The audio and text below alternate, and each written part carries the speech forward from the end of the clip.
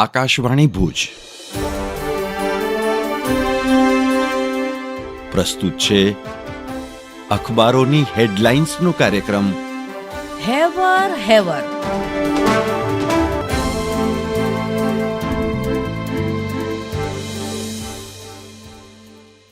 નમસ્કાર, હું મનોજ સોની.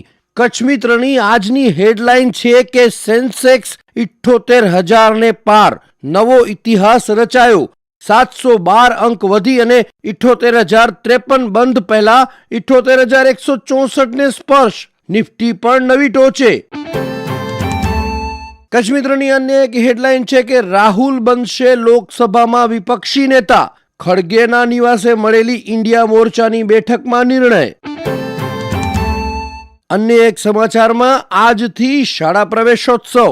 ત્રિદિવસીય પ્રવેશોત્સવમાં અંદાજે 32.33 લાખ બાળકોનો પ્રવેશ થશે.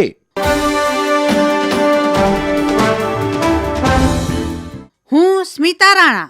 સંદેશના પ્રથમ પાના પરની હેડલાઇન્સ. લોકસભા સ્પીકર પદ માટે બિરલા વિરુદ્ધ કે સુરેશ.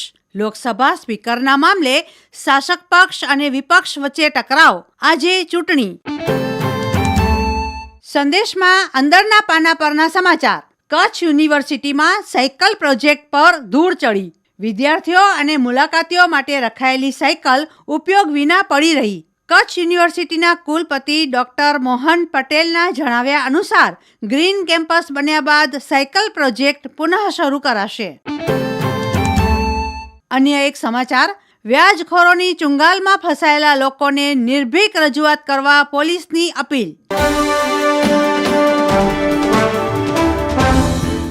હું શ્વેતા સુથાર. ગુજરાત સમાચારની કચ્છ આવૃત્તિમાં સમાચાર છે કે મોબાઈલના બ્લૂટૂથથી સોલાર પેનલને કંટ્રોલ સંભવ.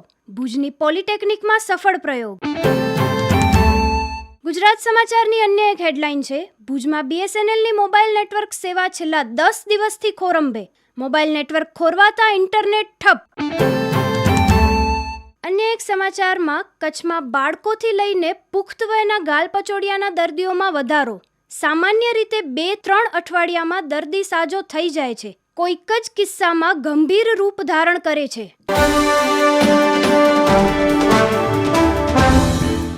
હું ચિત્રા ચૌધરી. દિવ્ય ભાસ્કરના ભુજ ફ્રન્ટ પેજ પર સમાચાર છે. દરિયો પાર કરી કચ્છના દક્ષિણ કાંઠે ચોમાસાની દસ્તક. આજે કચ્છના અન્ય ભાગોમાં ચોમાસું આગળ વધે તેવી સંભાવના. ગયા વર્ષે 27 જૂનના ચોમાસું બેઠું હતું. દિવ્ય ભાસ્કરના અંદરના પાને અન્ય એક સમાચાર છે. પ્રાકૃતિક ખેતીને પ્રોત્સાહન આપવા માટે પ્રયાસો આદરાયા. ગ્રામ પંચાયત દીઠ ખેડૂતોને પ્રાકૃતિક કૃષિના આયામો વિશે માહિતગાર કરાશે. દિવ્ય ભાસ્કરના છેલ્લા પાને સમાચાર છે. રાપરમાં યુદ્ધે ચડેલા આખલાનું શીંગડું છાતીમાં લાગતા યુવાનનું ગંભીર ઈજાઓથી મોત થયું. બનાવના પગલે લોકોમાં રોષ. શહેરમાં રખડતા ઢોર પકડવાની માંગ ઉઠી. વેપારીઓ કહે છે આખલાના લીધે બજારમાં વેપાર કરવો મુશ્કેલ. હું નીરજ મચ્છર.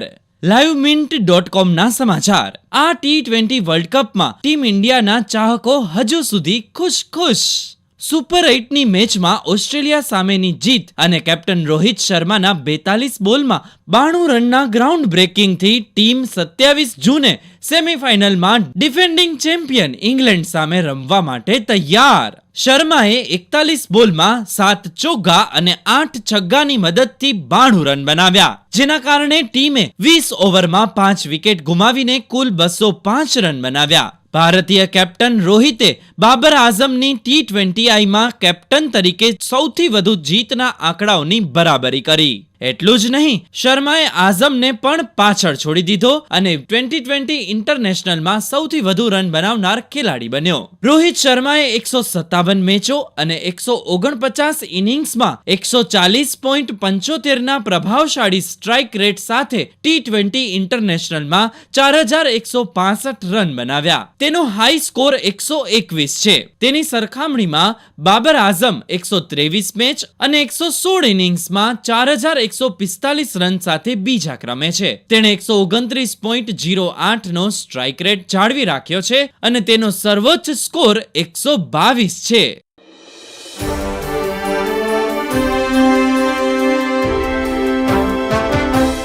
અખબારોની હેડલાઇન્સનો કાર્યક્રમ હેવર હેવર